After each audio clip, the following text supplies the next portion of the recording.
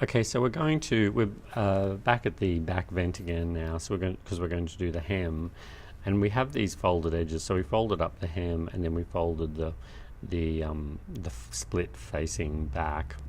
But to keep this back here, we really need that little bit there to be stitched, so it actually holds back all the time. Now to do that, what we need to do is open this up all the way, and then this is the bit that needs to be stitched. So we've got the fold line where the interfacing stops there, and so this is a nice clean folded edge now, and now we're going to just stitch along here because that's the bit that we need held together.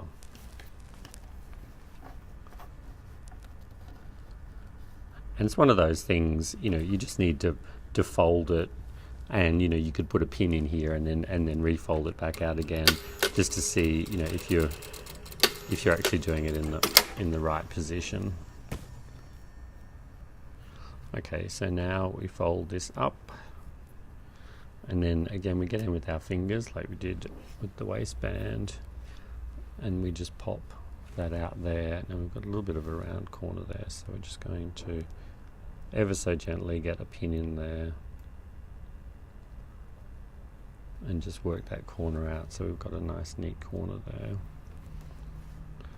Okay, so that's one corner, and we're not cutting away any of the excess in here, because if you have to, if you find that you need to alter the hem length or something and change it, like if you wanted to make make it longer and then add on a facing or something, and if you've cut that away, then you can't make it longer. So again, on this side, so we need that bit stitched there, so that means that we need to fold this out, fold that back there,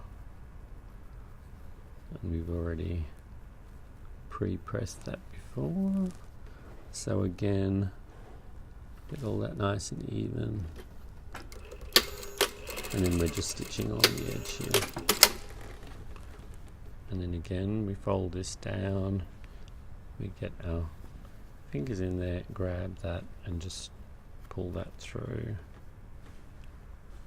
And again, we've got a little soft corner, so we're just going to sharpen that up just by pulling that pin out there. Okay, so that gives us our two edges. So what we're going to do now is we're going to machine stitch the hem. It could be blind hem. We do have a blind hemming machine. You could also stitch it by hand, depending on the fabrication you were using. But we're going to do it the easy way this time and do it by machine. And I'm going to, some people would start the stitching here, which is at the edge of the facing, but that means that you've got this little gap with no stitching, so I'm actually going to start stitching all the way from the edge here. And again, because I have black overlocking, I can actually see what's happening underneath here, but to do it nicely, you really should check on the measurement and keep that consistent. The other thing you could do too is, like if I move that there, then this folded edge is actually lined up with that 3/4 line there, so I can use that as my guide, so that your hem's going to be really nice and consistent. And depending on the width that you're doing on your own garments, you could use that line there, which is the inch line. You could even use that edge of the circle or one of these holes here.